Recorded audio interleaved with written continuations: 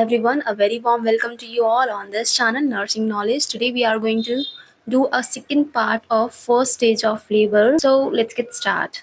Let me share my screen to you. So first stage of labor, this part we have done. तो यहाँ पे हम question यार अपना कर लेते हैं. Another name of first stage. इसको हम सर्वाइकल स्टेज भी बोलते हैं. Cervical stage. Another name of active phase. तो इसको बच्चों हम क्या बोलते हैं? डायलेटेशन फेज बोलते हैं. और ये फेज जो है कब से कब तक होता है ये ज़रूरी है. तो ये बताओ आप कितने से कितने टाइम तक होता है ये फेज? 3 सेंटीमीटर से लेके 10 सेंटीमीटर और फुल डायलेटेशन तक होता है. ठीक है. देन उसके बाद हमने बताया था कि जो वो एक होता है लेटेंट फेज. तो लेटेंट फेज को हम क्या बोलते हैं? लेटेंट फेज हमारा कितने टाइम तक होता है और इसको हम क्या बोलते हैं? Latent phase. तो लेटेंट फेज को बच्चों क्या बोलते हैं? इसको हम प्रीड्रोमल फेज भी बोलते हैं या फिर प्री लेबर भी बोलते हैं. Pre labour phase. Pre labour phase बोलते हैं. देन ये जो है हमारा कब से कब तक होता है? ऑनसेट ऑफ लेबर से लेके हमारा जो है 3 सेंटीमीटर डायलेटेशन तक होता है.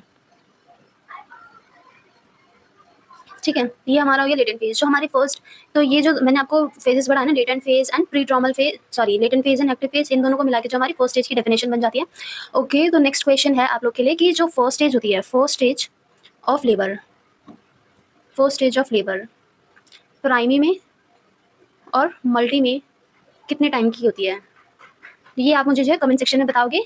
और क्वेश्चन जो है आप मेरे को बताओगे कि ट्रू लेबर और फॉल्स लेबर में क्या डिफरेंस है, क्या की डिफरेंस है बच्चों, कि जिससे आप पता लगा सकते हो कि ये ट्रू लेबर है या फिर फॉल्स लेबर है. तो आप मुझे इसमें एक की डिफरेंस बताओगे कमेंट सेक्शन में. देन उसके बाद हमने क्या किया था कि हमने किया था टाइप्स ऑफ लेबर. लेबर कितने टाइप्स के होते हैं, कितने हैं, ये हमने किया था. तो ये आप मेरे को बताओगे. और हाँ बच्चों, कि एक लेबर की डेफिनेशन क्या होती है, डेफिनेशन ऑफ लेबर. तो ये भी आप मुझे जो है कमेंट सेक्शन में बताओगे. कमेंट सेक्शन में टाइप नहीं करना है, इट्स ओके, कोई बात नहीं. आप खुद को रिप्लाई करना ताकि आपके लिए ये जो है एक रिकैप्चुलाइजेशन हो जाए कि हाँ आपने इतना जो है गेन किया. बच्चों जो हमें यहाँ से करना है थर्ड, ये जो स्लाइड है फिजियोलॉजिकल चेंजेस है, हमें जो है आज पढ़ना है. जो फिजियोलॉजिकल चेंजेस हैं वो क्या हैं? फर्स्ट स्टेजेस ऑफ लेबर के. तो contraction and retraction of the uterine muscle. Uterine muscle की कॉन्ट्रैक्शन और रिट्रैक्शन इस फर्स्ट स्टेज में हमें देखने को मिलती है. Then formation of the upper and lower uterine segment, development of the retraction ring. तो इसमें क्या है कि जो फर्स्ट पॉइंट है, फर्स्ट पॉइंट पे क्या कह रहा है कि यूट्रस की कॉन्ट्रैक्शन और रिट्रैक्शन होती है. ठीक है. तो अभी जैसे ये हमारा यूट्रस है, ये हमारा यूट्रस है, तो इसके अंदर ना बच्चों रिसेप्टर्स होते हैं जो हमारे यूट्रस को कॉन्ट्रैक्ट रिट्रैक्ट करवाते हैं. कॉन्ट्रैक्ट रिट्रैक्ट करवाती चीज़ है हमारी, वो कॉन्ट्रैक्ट हुई इतनी, देन वापस अपनी रिगेन कर ली उसने पोजीशन. तो ये होता है कॉन्ट्रैक्शन और रिट्रैक्शन. रिट्रैक्ट मतलब कि जिस पाथ से वो आई उसी पाथ पर जो है वापस जा रही है, अपनी पोजीशन जो है रिगेन कर रही है. ये होता है हमारा contraction and retraction. Then formation of the upper and lower uterine segment, कि मतलब कि जैसे यहाँ पे है कि हमारे यहाँ पे लोअर यूट्राइन सेगमेंट है, ये लोअर यूट्राइन सेगमेंट है, लोअर यूट्राइन सेगमेंट. एंड ये जो है ये हमारा अपर यूट्राइन सेगमेंट है, अपर यूट्राइन सेगमेंट. देन तो जो क्या होता है बच्चों की यहाँ पे कॉन्ट्रैक्शन ऑफ रिंग बन जाती है. कैसे बनती है? अब जैसे ये यूट्रस है, तो यहाँ यूट्रस पे अभी कुछ भी नहीं है, वेकेंट है, तो ये वाली जो एरिया है वो कॉन्स्ट्रिक्ट होगी. देन यहाँ वाले एरिया पे अभी बेबी प्रेजेंट है, तो ये वाली एरिया जो है वाइडन अप होगी. तो एक एरिया जो है ऐसे है और एक एरिया ऐसे है. तो यहाँ पे क्या होगा कि ये जो एक रिंग बना रही है, कॉन्स्ट्रिक्शन रिंग बना रही है यहाँ पे, जिससे क्या होगा, ये ऐसा सा स्ट्रक्चर बन रहा है. ये जो है इसको बोलते हैं कॉन्स्ट्रिक्शन रिंग, मतलब कि कोई चीज़ मोटी है और कोई चीज़ पतली है, दोनों चीज़ जहाँ पे जुड़ रही है तो वहाँ पे एक जो सेगमेंट बनेगा, उसको इन्होंने जो बोला है वो यूट्राइन वो कॉन्स्ट्रिक्शन कॉन्स्ट्रिक्शन बोला है। Then taking up of the cervix, तो taking up of cervix, dilatation of the cervix. तो सर्विक्स जो है टेकिंग अप ऑफ क्या होता है, इफेसमेंट होता है। इसका दूसरा नाम आप मुझे बताओगे कमेंट सेक्शन में कि टेकिंग अप ऑफ सर्विक्स को हम क्या बोलते हैं सेकेंडली। तो इसको हम जो है इफेसमेंट बोलते हैं।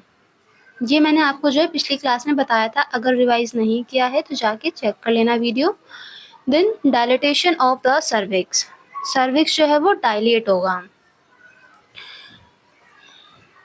देन शो हमें देखने को मिलेगा, शो क्या होता है ये भी आप मुझे बताओगे कमेंट सेक्शन में कि शो क्या होता है। Then formation of bag of water, कि बैग ऑफ वाटर क्या होता है, ये भी मैंने आपको जो है पिछली क्लास में बताया था कि formation of bag of water मतलब कि कुछ भी नहीं है, एमनियोटिक फ्लूइड का एमनियोटिक सैक बनना, उसी के अंदर जो है फ्लूइड होएगा जिससे के अंदर बेबी जो है फ्लोट करेगा, एमनियोटिक फ्लूइड सैक। एक मिनट मेरे को टाइम दो, ये स्टाइलस चल नहीं रहा है ठीक से जी। और शो क्या होता है, म्यूकस प्लस ब्लड होता है, म्यूकस प्लस ब्लड होता है। और इसका फंक्शन क्या होता है, इसका फंक्शन ये होता है कि ये प्रिवेंट करता है इन्फेक्शन को एंटर करने से द वूम, मदर के वूम में मतलब यूट्रस में इन्फेक्शन को एंटर करने से ये प्रिवेंट करता है। और ये जो शो है जब लेबर जो है डिलीवरी होने वाली होती है तो उससे पहले जो है शो निकलता है, जिससे हमें पता चल जाता है कि जो एक्चुअल लेबर स्टार्ट हो गया, ट्रू लेबर पेन स्टार्ट हो गए हैं, तो जो डिलीवरी है वो हो जाएगी कभी भी। देन इसके बाद है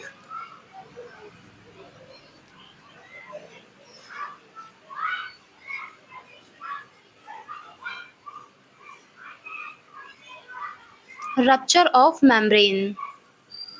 तो रप्चर ऑफ मेम्ब्रेन में क्या है कि जो एमनियोटिक फ्लूइड सैक बना था बच्चों को वो जो है रप्चर हो जाता है। सेकेंड फर्स्ट स्टेज में जो है मेनली तो वो इंटैक्ट होता है, कई बार ऐसा होता है कि वो रप्चर हो जाए, तो ये भी हो सकता है कि rupture of membrane. Then management of first stage of labour, ये भी हम करेंगे। इससे पहले जो है क्लिनिकल फीचर करना ज़रूरी है कि फर्स्ट स्टेज के क्या साइन और सिम्टम्स हैं, तो वो अभी हम देख लेते हैं। तो इसके लिए ये स्लाइड है, तो यहाँ पे हम डाल रहे हैं क्लिनिकल फीचर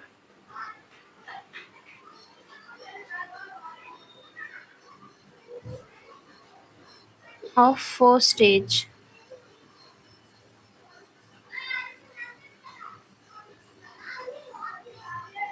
फर्स्ट स्टेज तो इसके अंदर जो फर्स्ट है वो क्या है, पेन होता है।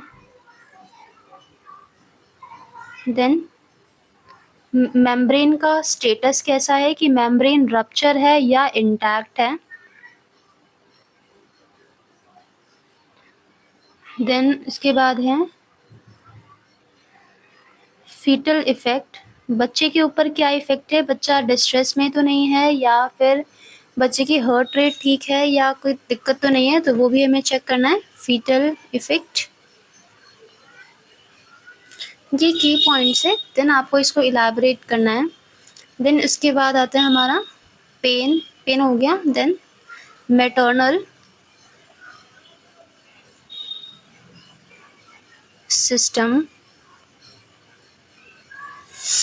ठीक है। एंड देन डायलिटेशन ऑफ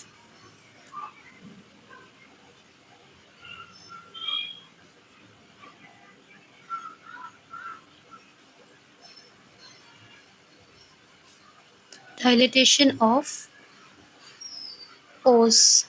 ओस मैंने आपको बताया था कि इंटरनल ओस और एक्सटर्नल ओस कहाँ होती है, क्या फंक्शन है इसका और कब डायलेट होती है। तो ये मैंने जो आपको पिछले वीडियोस में जो है बताया है, अगर क्लियर नहीं है तो आप एक बार ये वीडियो विजिट करना, then you will get know कि कैसे क्या है। देन अभी हम इसको देखते हैं कि पेन, जो पेन है उसमें पेन। तो इसके अंदर क्या होता है बच्चों की जो पेन है, मदर को ट्रू लेबर पेन और फॉल्स लेबर पेन दोनों हो सकते हैं। ट्रू लेबर पेन और फॉल्स लेबर पेन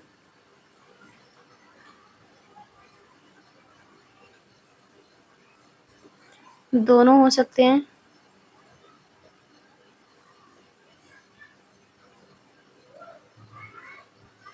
आप मुझे बताओगे कि जो फॉल्स लेबर पेन है, प्रीड्रोमल फेज है जो लेबर का, जो प्री आशंकाएं हैं लेबर की, वो हमें कब देखने को मिलती है, कितने वीक पहले देखने को मिलती है डिलीवरी से। देन उसके बाद है पेन में हम क्या देखेंगे, जो पेन है मदर को वो ट्रू लेबर पेन भी हो सकता है, फॉल्स लेबर पेन भी हो सकता है, और मदर जो है वो स्लाइट फटीग होगी। पेन के बाद मदर को जो है थकावट होगी, सॉरी,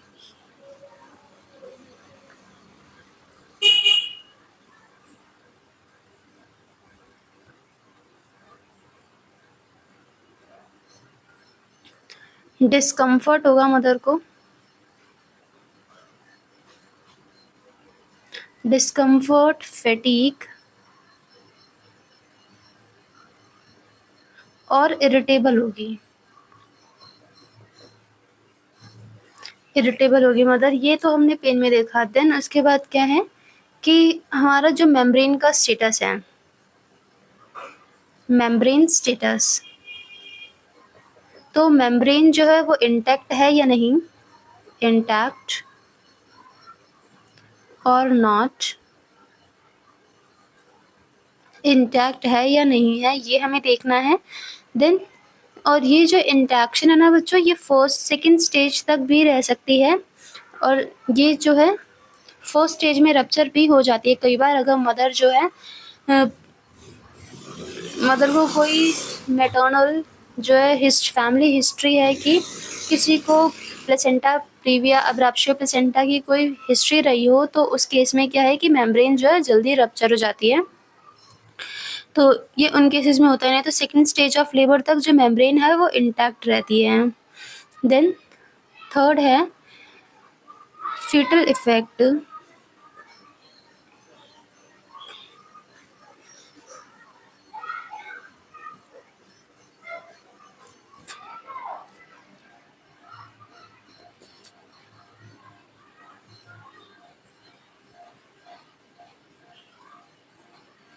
फीटल इफेक्ट, तो फीटल इफेक्ट में क्या है कि इसके अंदर हमें कोई भी एडवर्स इफेक्ट देखने को नहीं मिलते हैं, नो एडवर्स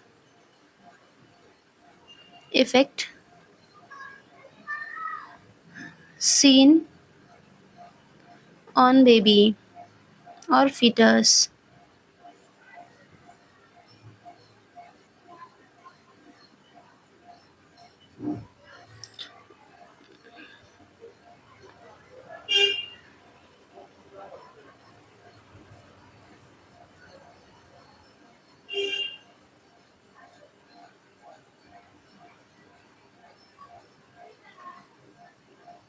कोई भी हमें एडवर्स इफेक्ट देखने को नहीं मिलता है बेबी के ऊपर, और जो है ड्यूरिंग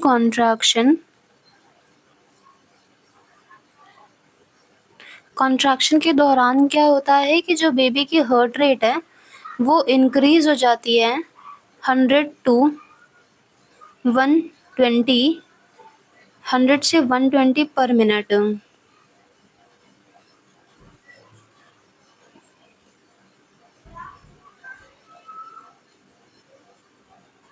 उसके बाद क्या होता है कि कुछ टाइम बाद ये नॉर्मल हो जाती है, but become normal after 24 hours, after some time to 140 per minute. इसमें क्या है कि हमें जो कॉन्ट्रैक्शन के टाइम पे अगर मदर को कॉन्ट्रैक्शन आ रहे हैं तो उस टाइम पे जो बेबी की हार्ट रेट है वो जो है 120, 100 to 120 से जो है वो स्लोज डाउन हो जाएगी। यहाँ पे मैंने गलती से इंक्रीज लिख दिया, जबकि यहाँ पे आना चाहिए स्लो डाउन, मतलब डिक्रीज हो जाएगी। कॉन्ट्रैक्शन हो रहा है तो फीटस को डिस्ट्रेस होगा, तो उसमें बेबी का जो हार्ट रेट है वो डिक्रीज हो जाएगी 100 से 120 पर मिनट, लेकिन कुछ टाइम बाद जो है नॉर्मल हो जाएगी 140 पर मिनट। देन और कॉन्ट्रैक्शन के दौरान जो है वो सर्कुलेशन स्टॉप हो जाता है इंटरवलस स्पेस में। तो ड्यूरिंग कॉन्ट्रैक्शन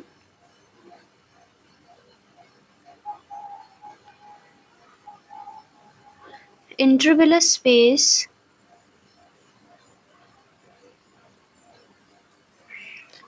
में सर्कुलेशन स्टॉप हो जाता है और डिक्रीज हो जाता है, जिससे बेबी जो है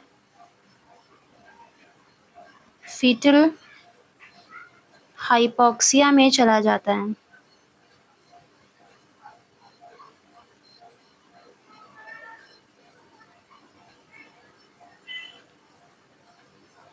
ये हो गया हमारा foetal effect. Then maternal system पे क्या इफेक्ट पड़ता है? मैटरनल सिस्टम, तो मैटरनल सिस्टम पे क्या इफेक्ट पड़ेगा बच्चों कि जो मदर है उसको थोड़ा सा फैटीग होगा, तो mother feel slight fatigue, mother को थकावट सी लगेगी। देन जो पल्स रेट है बच्चों वो इंक्रीज हो जाएगी बाय 10 to 15, 10 से 15 बीट्स पर मिनट जो है वो पल्स रेट इंक्रीज हो जाएगी ड्यूरिंग कॉन्ट्रैक्शन। कॉन्ट्रैक्शन के दौरान जो पल्स रेट है वो बढ़ जाएगी। देन उसके बाद है हमारा जो सिस्टोलिक बीपी है, सिस्टोलिक बीपी वो भी जो है 10 mmHg से रेज हो जाएगा। जो सिस्टोलिक बीपी है वो 10 mmHg रेज हो जाएगा, इंक्रीज हो जाएगा। और जो टेम्परेचर है अनअफेक्टेड रहेगा।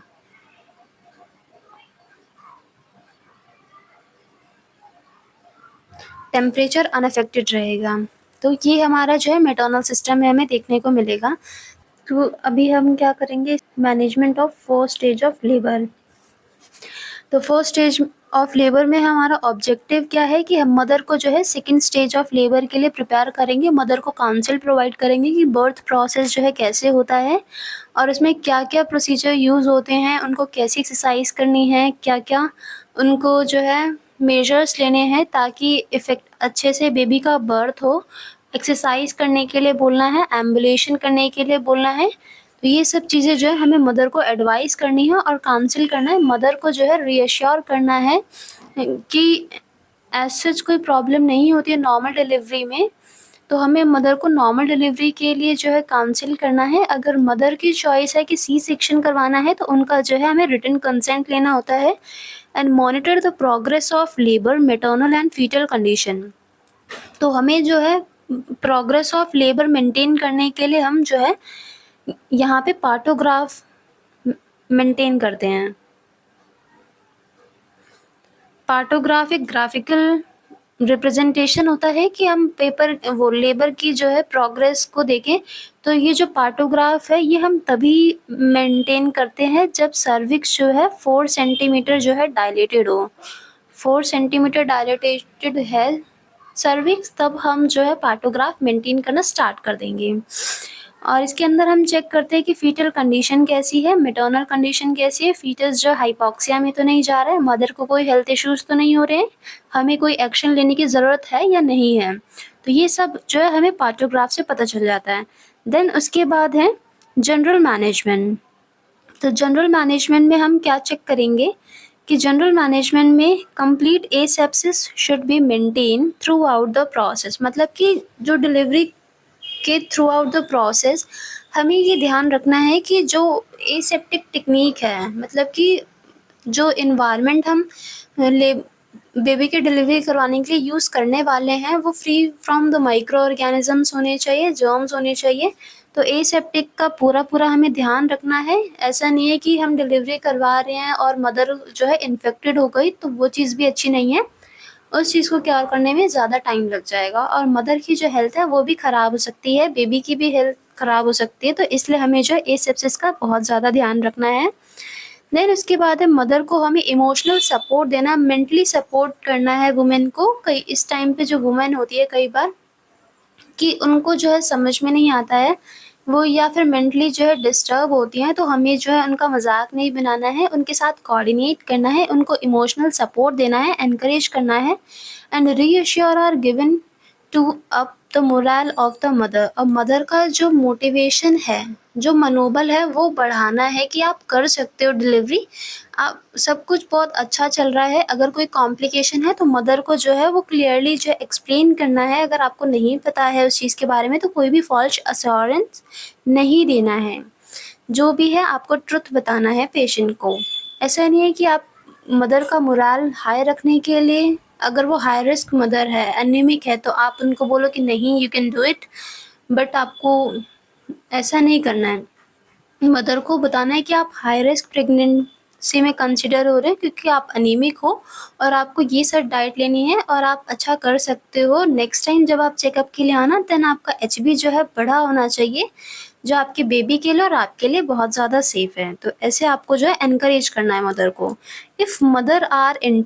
इफ़ मेम्ब्रेन आर इंटैक्ट, तो जो मैंने अभी आपको बताया कि जो मेम्ब्रेन है वो इंटैक्ट होनी चाहिए। इंटैक्ट का क्या मतलब है? अभी जो हमने देखा था, ये हमारा जो है यूट्रस है, यहाँ पे हमारा बेबी है और ये हमारी जो है एमनियोटिक मेम्ब्रेन है। तो ये एमनियोटिक मेम्ब्रेन जो है ये इस इंटैक्ट होनी चाहिए, मतलब होनी चाहिए, ठीक है। अगर है तो क्या करेंगे और नहीं है तो क्या करेंगे। तो अभी हम पढ़ रहे हैं कि अभी मेम्ब्रेन जो है वो इंटैक्ट है, तो अभी मेम्ब्रेन जो है वो इंटैक्ट है। Then the mother are allowed to walk around, but if she has ruptured membrane or doing any drug is going through IV, she should be in bed।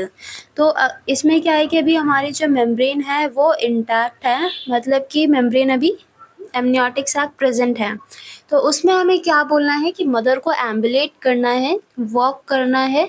Ambulation का मतलब होता है वॉक करना, ताकि और अगर मदर की कोई IV फ्लूइड्स चल रहे हैं या फिर जो मेम्ब्रेन है वो रप्चर हो चुकी है, तो मदर को हमें जो कंप्लीट रेस्ट करने के लिए बोलना है।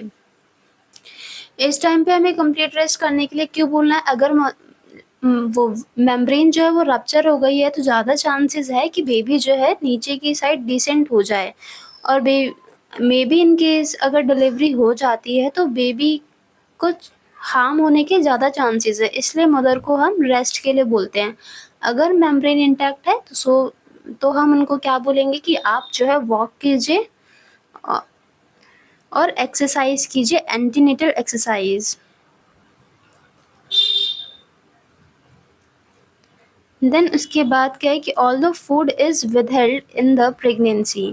तो जो एक्टिव लेबर होता है उस टाइम पे हम क्या करते हैं कि फूड को जो है थोड़ा स्टॉप कर सकते हैं, क्योंकि मदर का जो पूरा फोकस होना चाहिए वो बेबी की डिलीवरी के ऊपर, उनके कॉन्ट्रैक्शन के ऊपर होना चाहिए। और fluid in the form of plain water, ice chip और फ्रूट जूस, हम जो है मदर को फ्लूइड दे सकते हैं ताकि मदर जो है हाइड्रेटेड रहे और AFI जो है वो डिक्रीज ना हो। फ्लूइड हम देंगे, पानी दे सकते हैं, जूस दे सकते हैं, कुछ भी दे सकते हैं फ्लूइड के फॉर्म में। और अगर मदर को IV फ्लूइड चल रहा है तो हम कुछ भी नहीं देंगे मदर को। और mother encourage to pass urine by herself, if she can't go to toilet she is given a bedpan. Mother को एनकरेज करना है कि अपना जो ब्लैडर है वो इवैक्यूएट करे टाइमली। अगर वो ऐसा नहीं कर पा रहे, वॉशरूम नहीं जा पा रहे, तो हमें जो है उन्हें बेड पैन अवेलेबल कराना है ताकि वो बेड पे जो है इवैक्यूएट कर सके अपना urine. And mother is encourage to maintain the personal hygiene. Mother को जो है पर्सनल हाइजीन के लिए बोलना बहुत ज़रूरी है कि जब भी वुमेन जो है वॉशरूम जा रहे हैं, तो जब भी जा रहे हैं तो अपना जो जेनाइटल है वो क्लीन करे। अगर ट्रू लेबर पेन स्टार्ट होने से पहले अगर शो आए तो उसको क्लीन करना है। पर्सनल हाइजीन जो है मेंटेन करना है, क्योंकि इन्फेक्शन से प्रिवेंट करना है। मेम्ब्रेन रप्चर हो गई है, अगर मदर ने जेनाइटल एरिया की क्लीनिंग नहीं करी है तो चांसेस है कि जो इन्फेक्शन है वो वूम तक चले जाए और बेबी को भी अफेक्ट कर सकता है। ये सब चीज़ें जो हमें ध्यान रखनी है। Then preparation of labour room, तो लेबर रूम की प्रिपरेशन करनी है। Preparation of labour room start from admission room to examination room, मतलब कि हमें जो लेबर रूम की जो प्रिपरेशन है वो स्टार्ट हो जाती है जब हम वुमेन को एडमिट कर रहे हैं हॉस्पिटल में, तब से लेके जब वुमेन जो डिलीवर कर देते हैं बेबी के लिए भी रूम प्रिपेयर करना पड़ता है, तब तक जो है ये लेबर रूम की प्रिपरेशन होती है। तो from admission to examination room, मतलब अगर मदर आई है हमारे पास, अगर हम यहाँ पे समझे कि मदर आए हमारे पास,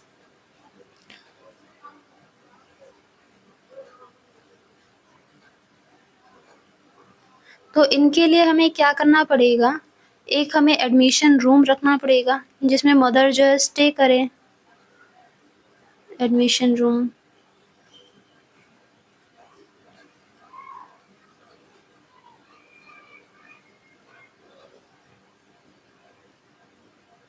देन एक लेबर रूम होना चाहिए, देन एक एनएसटी रूम होना चाहिए, देन एक होना चाहिए जो बेबी के लिए होना चाहिए बेबी रूम, रेडिएंट वार्मर होना चाहिए जिसके अंदर,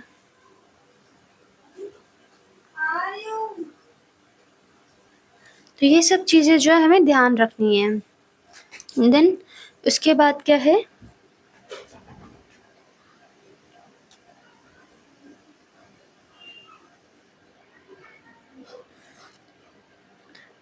बेबी रूम होना चाहिए।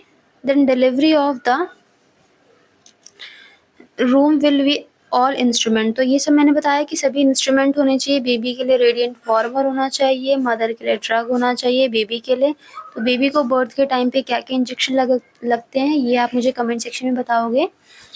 देन इसके बाद है कि एडमिशन, तो एडमिशन में admission of the mother in the labour room, तो जब भी हम मदर का जो है एडमिशन करेंगे लेबर रूम में, तो हम मदर से जो है रिटन कंसेंट लेंगे कि वो जो है यहाँ पे किस लिए आई है, वो डिलीवरी यहीं पे करवाना चाहते हैं या फिर अब प्राइवेट हॉस्पिटल में जाना चाहते हैं, सी सेक्शन चाहते हैं, या फिर जो है नॉर्मल वेजाइनल डिलीवरी चाहते हैं। तो ये सब जो है हमें उनसे रिटन कंसेंट लेना है और उनकी जो डिटेल्ड हिस्ट्री लेनी है कि उनकी कोई फैमिली हिस्ट्री तो नहीं है प्रेगनेंसी से रिलेटेड, कि किसी का कोई अबॉर्शन हुआ हो या फिर प्लेसेंटा प्रीविया अब्राप्शियो प्लेसेंटा ऐसा कोई डिसीज़ तो नहीं है, हाइपरटेंशन जीडियम, तो ये कोई हेल्थ इश्यूज़ तो नहीं थे। तो ये सब जो है हमें हिस्ट्री लेनी है।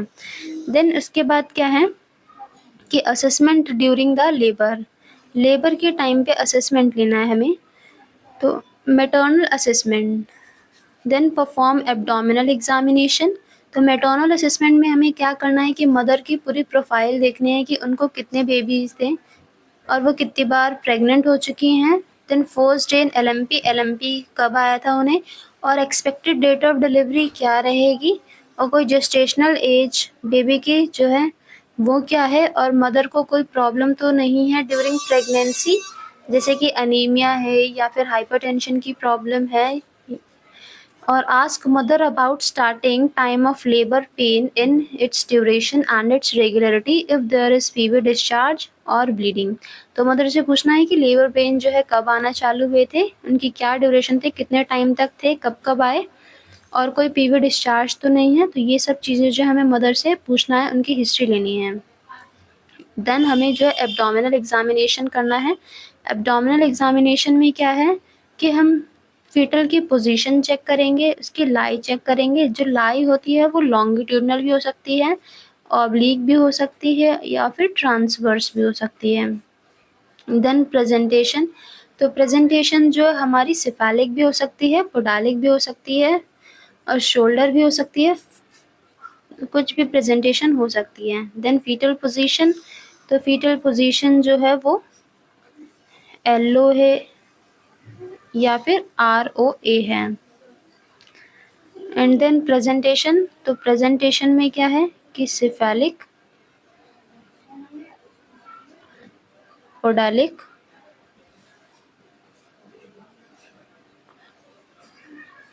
शोल्डर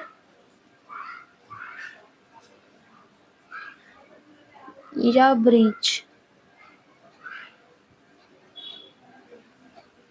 तो इनमें से क्या इसकी प्रेजेंटेशन है, तो ये सब चीज़ें हमें चेक करनी है थ्रू एब्डोमिनल एग्जामिनेशन। देन उसके बाद है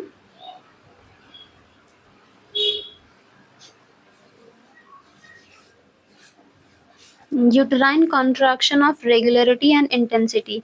तो जब हम एब्डोमिनल एग्जामिनेशन करेंगे तो हम यूटराइन कॉन्ट्रैक्शन भी देखेंगे। जब हम मदर के स्टमक पे जो है पेट पर हाथ रखेंगे तो हमें पता चलेगा कि यूट्रस जो है कॉन्ट्रैक्ट हो रहा है, तो हमें हार्ट फील आएगा।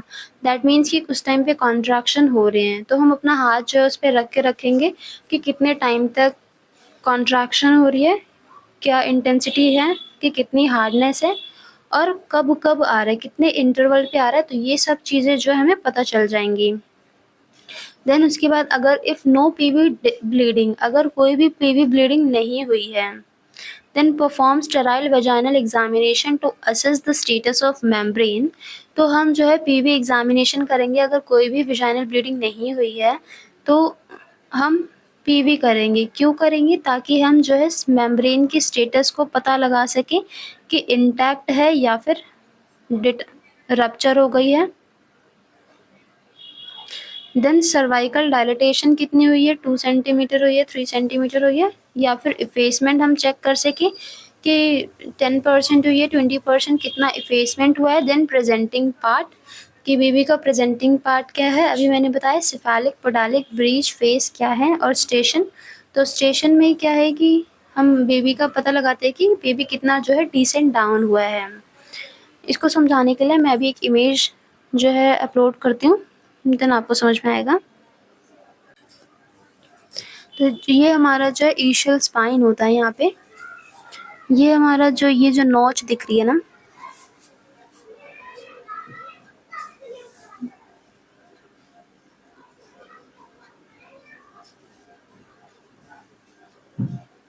यहाँ पे ये जो नोच दिख रही है, देन यहाँ पे ये जो नोच दिख रही है, ये हमारा जो ईशियल स्पाइन है। इसको हम जो है 0 कंसिडर करते हैं।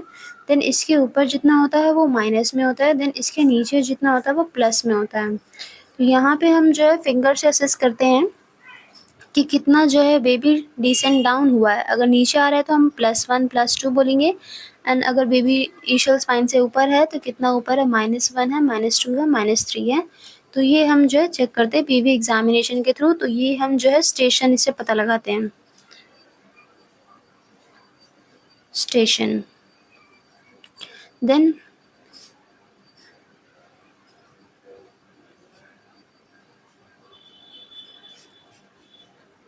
इसके बाद हम जो है इंस्पेक्ट करते हैं the perineum on admission and the time of membrane rupture. तो जिस टाइम जब मेम्ब्रेन रप्चर होती है और जब मदर आई हमारे पास, तो उस टाइम पर हम जो है पेरिनियम को इंस्पेक्ट करते हैं। देन और time of the membrane rupture, और जो मेम्ब्रेन है वो कब रप्चर हुई थी ये भी हम चेक करते हैं। अगर रप्चर नहीं हुई है तो कोई बात नहीं, हमें रप्चर नहीं करना है फर्स्ट स्टेज में, और पेरिनियम को इंस्पेक्ट करेंगे। Then start maintaining the partograph. Partograph maintain हम तभी करेंगे जब 4 सेंटीमीटर डायलिटेशन हो जाएगी ओस की।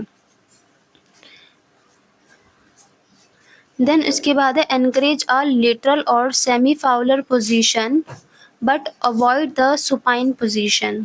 तो जो हमें मदर को पोजीशन देनी है वो लेटरल पोजीशन देनी है या फिर सेमी फाउलर पोजीशन देनी है। सेमी फाउलर पोजीशन क्या होती है कि जिसके अंदर हम ये जो हमारा हम बैठे हैं बॉडी ऐसे है, तो ये जो हमारा बेड होता है, यहाँ पे हमने पिलर लगाया, तो हम थोड़ा बैठे होते, जैसे हम चेयर पे बैठते हैं ना, तो वैसे ही अगर हम थोड़ा सा अपनी जो चेयर है, बैक है चेयर की, उसको थोड़ा सा टिल्ट करें बैक के साइड, तो वो ऐसी पोजीशन हो जाती है। तो इसको हम बोलते हैं सेमी फाउलर पोजीशन, या फिर लेटरल पोजीशन प्रोवाइड करेंगे पेशेंट को। इससे ये पोजीशन हम प्रोवाइड करेंगे। और जो प्रोन पोजीशन जो है प्रोवाइड क्यों नहीं करेंगे, क्योंकि यहाँ पे क्या होता है कि जो हम यहाँ से हमारे जो ये हार्ट है, ठीक है, यहाँ से हमारे लोअर इन्फीरियर वेना कावा जाती है, यहाँ से सुपीरियर वेना कावा जाती है। तो जब हम इस पोजीशन में होते हैं, यहाँ पे क्या होता है कि जो एब्डोमेन का पार्ट है, बाकी जो ऑर्गन है, तो वो सब जो है इसके ऊपर प्रेशर डालते हैं। सुपीरियर वेना कावा के ऊपर जो है ये प्रेशर डालते हैं एब्डोमिनल ऑर्गन्स। तो इससे क्या होता है कि जो ब्लड है वो सप्लाई कम होता है हार्ट पे, जिससे क्या होता है कि हाइपरटेंशन की इलनेस देखने को मिल सकती है मदर में। इसलिए हम जो है ये पोजीशन मदर को बोलते हैं कि लेफ्ट लेटरल लो या फिर सेमी फाउलर पोजीशन लो। ये जो बेस्ट पोजीशन होती है और सुपाइन हाइपरटेंशन को प्रिवेंट करती है। देन उसके बाद है हमारा कि ड्यूरिंग द लेटेंट फेज के दौरान क्या होता है, the women may be up and walking unless her membrane have ruptured and fetal head is encouraged। मतलब कि जो लेटेंट फेज के दौरान वुमेन में भी अप, अगर जो है सर्विक्स ज़्यादा डायलेटेड नहीं हुई है, ट्रू लेबर पेन स्टार्ट हो गए हैं, तो मदर को हम जो है तब तक वॉक करने के लिए बोल सकते हैं, एम्बुलेट करने के लिए बोल सकते हैं। लेटेंट फेज के दौरान अगर एक्टिव स्टेज में डायलिटेशन फेज में एंटर कर चुकी है मदर, तो हम उस टाइम पे उसको जो है नहीं बोलेंगे वॉक करने के लिए, क्योंकि क्या पता कि अगर मेम्ब्रेन रप्चर हुई है कि नहीं। तो फर्स्टली चेक करना है, देन इसके बाद मदर को एम्बुलेट करने के लिए बोलना है। Then prepare the delivery kit prepare करनी है हमें, कि उसमें आर्टरी होनी चाहिए 2, और फोर्सेप होने चाहिए, एपिजियोटमी सीजर होने चाहिए, अम्बिलिकल कॉर्ड होने चाहिए, मदर ड्रेप होना चाहिए मदर को कवर करने के लिए, और किडनी ट्रे होनी चाहिए, सैवलोन स्वैब्स होने चाहिए, स्टेराइल पैड एंड गॉज होने चाहिए। और ये जो स्टेराइल गॉज पैड हैं, और ये सब जो है एक ड्रम में रखे रहते हैं, देखा होगा सबने। तो ड्रम में रखे होते हैं, तो यहाँ पे ना एक ऐसे चिटल फोर्सेप होता है, ऐसा टेढ़ा सा, तो उससे जो है उससे पकड़ के हमें जो है यहाँ से पैड वगैरह जो है निकालना पड़ता है, हाथ नहीं डालना है इसके अंदर। तो हमें इस चिटल फोर्सेप से ये सब चीज़ें जो है निकालनी होती है। देन उसके बाद है कि हम चेक करेंगे कि सक्शन अपरेटस हमारा वर्किंग है कि नहीं है। तो इसके लिए क्या पता है कि अगर डिलीवरी जो है प्रोसेस डिले हो रहा है, प्रोलॉन्ग हो रहा है, बेबी डिसेंट डाउन नहीं हो रहा है, नीचे डिलीवरी नहीं हो रही है, तो उस टाइम पे जो है हमें सक्शन की ज़रूरत पड़ सकती है। और वार्मर को जो है प्रिपेयर करना है, ताकि जब बेबी रिसीव हो रहे तो हम उसके अंदर बेबी को जो है रख सके, ताकि हाइपोथर्मिया से प्रिवेंट कर सके बेबी को। देन उसके बाद है कि मदर को हमें टीच करना है, मदर को बताना है कि बर्थिंग एक्सरसाइज क्या होती है। बर्थिंग एक्सरसाइज में मदर जो है स्क्वाटिंग कर सकती है, देन तितली आसन होते हैं वो कर सकती हैं। मदर जो है सिंपली वॉक कर सकती हैं, और and how to make the effective pushing down. और मदर को बताना है कि वो कैसे जो है बियर डाउन एफर्ट कर सकती है, अननेसेसरी नहीं लगाना है। जब कॉन्ट्रैक्शन आए तब ही जो है बियर डाउन नीचे की तरफ जो है फोर्स लगाना है। Then prepare the mother for labour, और जो मदर है वो लेबर के लिए उनको प्रिपेयर करना है, उनको पेरिनियल केयर देनी है। तो पेरिनियल केयर में क्या होता है कि ये जो हमारा लेबियम, ये हमारा लेबिया मेजोरा होता है, देन इसके अंदर क्लिटोरिस होती है, देन ये हमारा लेबिया माइनोरा, देन यहाँ पे हमारे जो होते हैं vaginal orifice, urethral orifice, vaginal orifice. Then जो हम पेरिनियल केयर देते हैं वो सबसे पहले जो है हम यहाँ पे देते हैं, सबसे पहले हम फॉरवर्ड देते हैं। अगर हम पेशेंट के राइट साइड खड़े हैं तो सबसे पहले जो हम फारदेस्ट साइड क्लियर करते हैं लेबिया मेजोरा की, देन लेबिया माइनोरा की, अपवर्ड टू डाउनवर्ड जाते हैं, अपवर्ड टू डाउनवर्ड जाते हैं। तो 1 स्ट्रोक इसके लिए labia majora, then second stroke जो है इसके लिए न्यू स्वैप से, देन फिर हम जो है नियरेस्ट साइड करते हैं labia majora, then labia minora, then हम एनएस को क्लीन करते हैं। तो ये जो पेरिनियल केयर प्रोवाइड करते हैं हम पेशेंट को। देन मदर को जो है कॉन्टिन्यूसली असेस करना है कि मदर को कोई हेल्थ इश्यूज़ तो नहीं हो रहे हैं। मदर को एजुकेट करना है कि अगर उन्हें कोई भी प्रॉब्लम हो तो जो डॉक्टर को कंसल्ट करना है, खुद ही ट्रीटमेंट नहीं करना है किसी भी चीज़ का। और कोई भी मेडिकेशन ले रहे हैं तो फर्स्टली जो है डॉक्टर से इन्फॉर्म करें, और देन अगर डॉक्टर जो प्रेस्क्राइब करते हैं तभी मेडिकेशन लेनी है। देन फीटल असेस करना है और प्रोग्रेस ऑफ लेबर असेसमेंट। तो ये सब चीज़ें जो है हमें ध्यान रखनी है।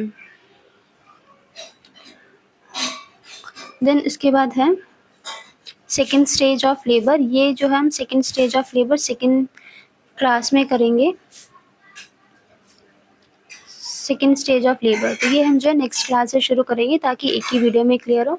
अगर वीडियो अच्छी लगी हो तो लाइक शेयर एंड सब्सक्राइब कर देना एंड कमेंट कर देना ताकि मुझे पता चल जाए कि कैसा है कैसा नहीं है। And thanks for watching, bye bye.